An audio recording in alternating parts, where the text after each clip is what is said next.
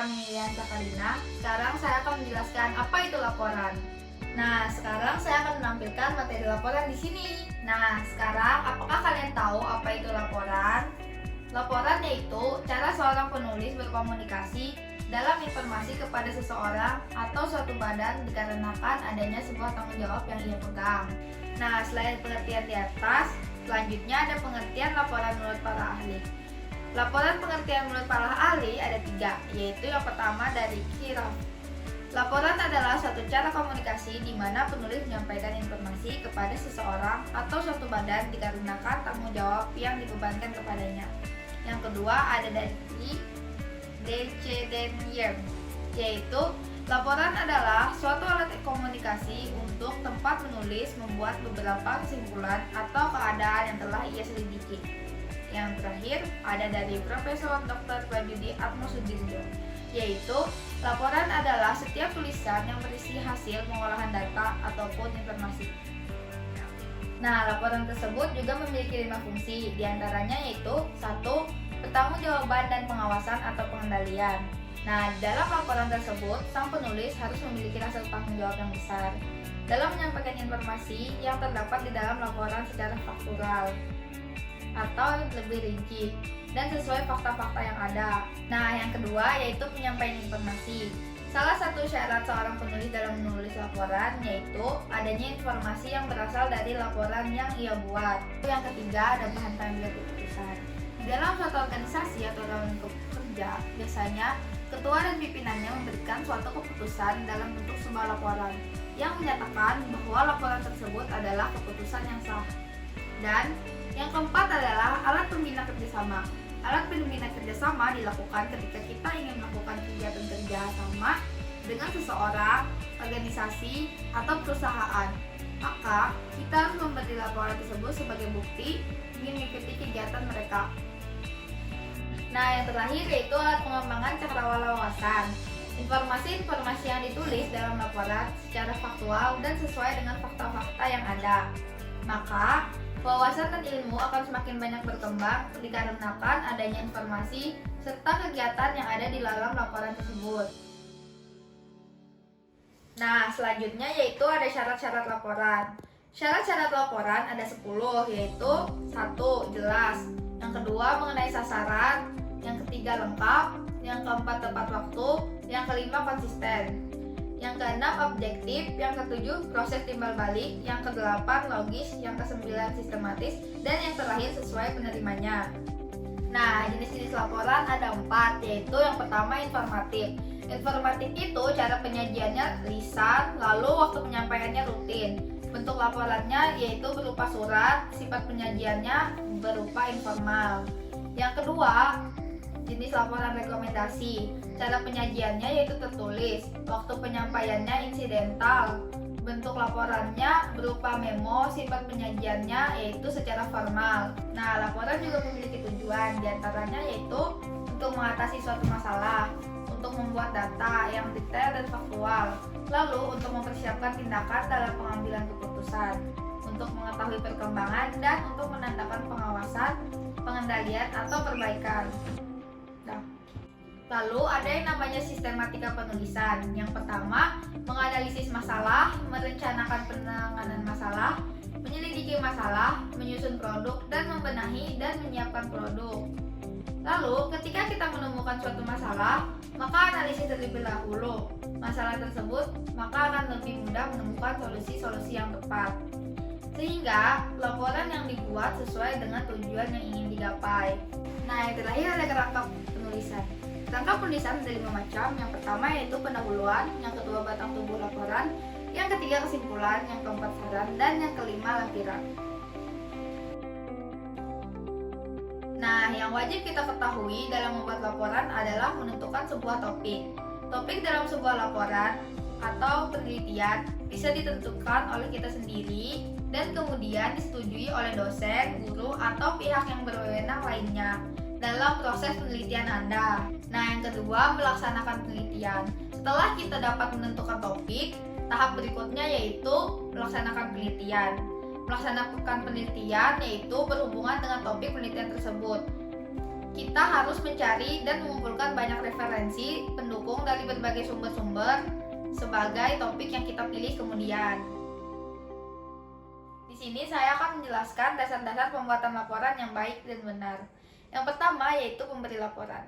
Pemberi laporan dapat berupa perseorangan maupun panitia yang ditugaskan langsung oleh pihak tertentu.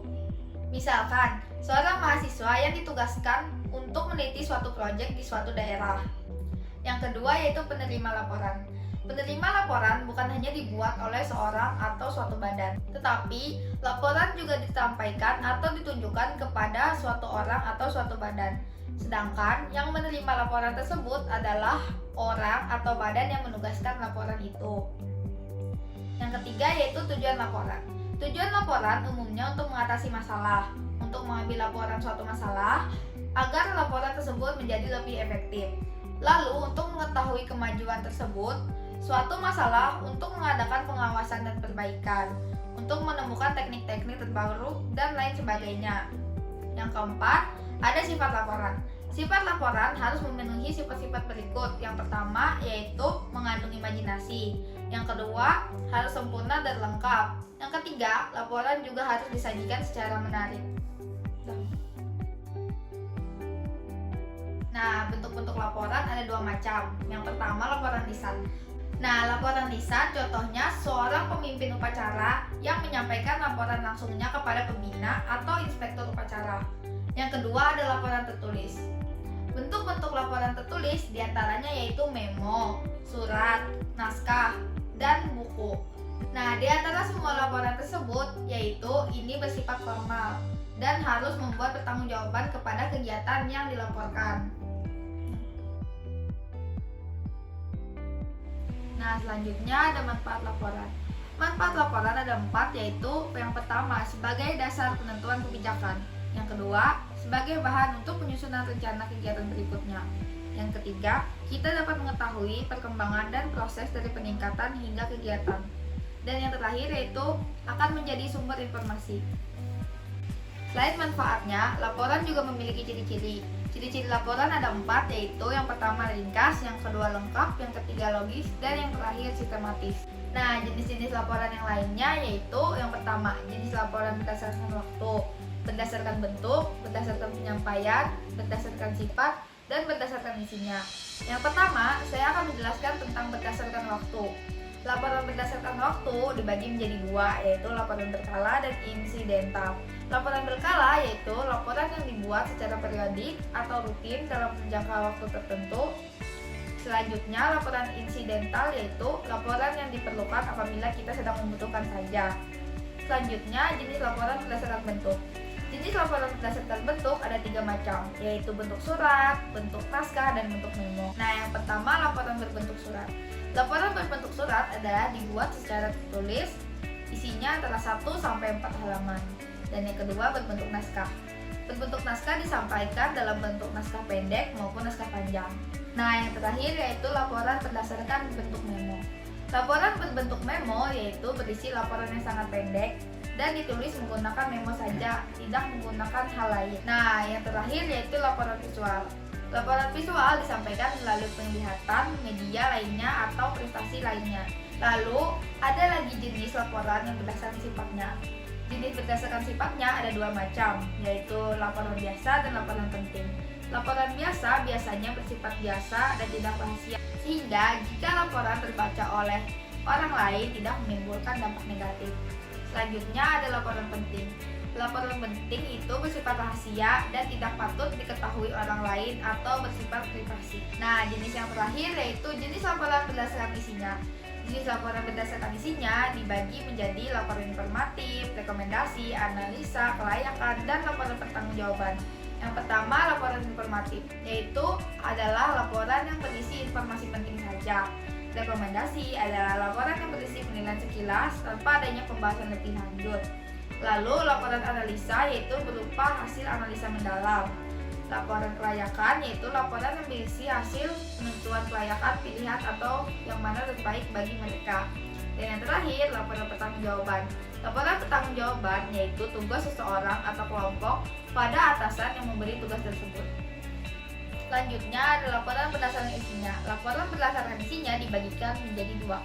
Yang pertama, laporan ilmiah atau laporan hasil penelitian, yaitu laporan yang disusun melalui tahapan-tahapan tertentu serta metode tertentu. Yang kedua, laporan teknis. Laporan teknis bisa berupa teknis penyelenggaraan kegiatan suatu badan atau instansi, misalnya laporan keadaan personil, keadaan inventaris, laporan keuangan, laporan pelajaran, laporan perjalanan, atau laporan pertugasan, dan lain sebagainya. Struktur teknik laporan ada 3 macam. Yang pertama, berisi pernyataan umum seputar pengertian dan lain-lain. Yang kedua, ada berisi aspek-aspek hasil pengamatan yang akan diinformasikan kepada sang penulis laporan. Yang ketiga yaitu penutup dan kesimpulan pada laporan tersebut. Nah, yang selanjutnya ada langkah-langkah pembuatan teks laporan. Yang pertama, membuat judul yang sesuai dan menarik. Yang kedua, membuat kerangka berpikir yang sesuai dengan hasil pengamatan. Yang ketiga, menyusun teks berdasarkan ide atau gagasan yang telah diamati. Dan yang terakhir, mengulas kembali teks laporan tersebut. Yang pertama, melakukan kegiatan observasi. Melakukan kegiatan observasi yaitu mengumpulkan data terlebih dahulu sebelum menulis laporan yang lengkap.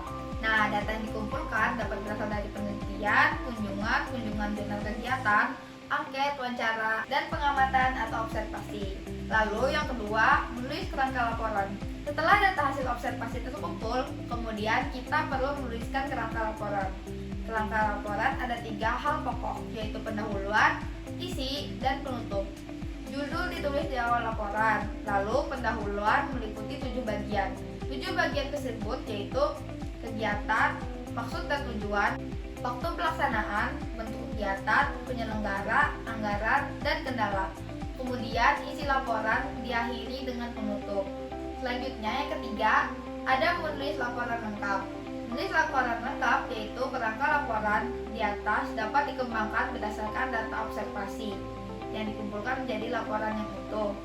Dalam penulisan laporan, ejaan serta kaidah penulisan yang baku harus sangat diperhatikan. Dan yang terakhir yaitu menyunting penulisan laporan. Menyunting penulisan laporan sangat diperlukan karena dengan memperhatikan kebenaran struktur kalimat, ketepatan penggunaan ejaan, dan ketepatan penggunaan tanda baca dalam laporan tersebut. Nah, selain langkah-langkah penyusunan laporan, terdapat pokok-pokok laporan yang dibagi menjadi 5. Yang pertama yaitu pendahuluan. Pendahuluan yaitu mengenai isi laporan. Jadi, pendahuluan memuat latar belakang persoalan, apa sebab laporan tersebut dibuat, lalu apa maksud laporan tersebut dibuat, apa sesungguhnya perihal yang harus kita kupas. Lalu, di samping itu, kita harus mengajak memasuki alam pikiran penulis yang pembacanya harus merasa tertarik serta membaca pendahuluan terus membacanya. Lalu yang kedua ada batang tubuh laporan. Nah, di bagian ini laporan itu sangat penting dikarenakan di bagian ini segala hal dipaparkan, segala fakta dan data yang telah diolah. Selanjutnya, batang tubuh laporan dapat dikelompokkan dalam beberapa bab sesuai dengan keperluannya masing-masing. Laporan yang kurang dari 20 lembar, pemecahan batang tubuh laporan ke dalam bab-bab yang tidak diperlukan biasanya yaitu subbab. Terdapat dari bagian kiri, pada tubuh laporan dapat dilengkapi berupa chart, diagram, tabel-tabel, gambar, dan lain sebagainya. Selanjutnya, batang tubuh laporan biasanya mengandung uraian. Yang pertama, fakta dan data pelaksanaan tujuannya. Yang kedua, fakta tentang tujuannya apa yang telah kita capai. Yang ketiga, masalah-masalah yang dihadapi dalam membuat laporan tersebut. Yang keempat yaitu pembahasan atau analisis masalah setelah diuraikan dan ditunjukkannya fakta tersebut. Nah, yang ketiga ada kesimpulan. Kesimpulan yaitu merupakan hal-hal yang besar dalam penyajian bab sebelumnya. Perlu diingat bahwa masalah tidak disimpulkan, yang disimpulkan adalah fakta dan pemecahan masalah. Yang selanjutnya adalah saran. Saran yaitu sebagai terapi atau pengobatan langkah-langkah yang akan dijalankan baik permasalahan jangka pendek maupun permasalahan jangka panjang. Yang terakhir yaitu lampiran. Lampiran yaitu data pendukung uraian isi laporan yang mungkin terlalu banyak sehingga tidak dimasukkan ke dalam teks laporan tersebut. Jika teks laporan tersebut ada lampirannya, dapat mengganggu kontinuitas laporan dan lebih lagi dikhawatirkan dapat mengganggu pengertian mengenai hal-hal perundang-undangan, surat, bagan, diagram, tabel gambar, foto, denah, dan lain-lain. Misalnya, lihat lampiran 1, lihat lampiran 2, dan selanjutnya. Nah, sekian penjelasan penulisan laporan dari saya. Mohon maaf jika ada kesalahan dan kekurangan. Kurang dan lebihnya saya ucapkan terima kasih.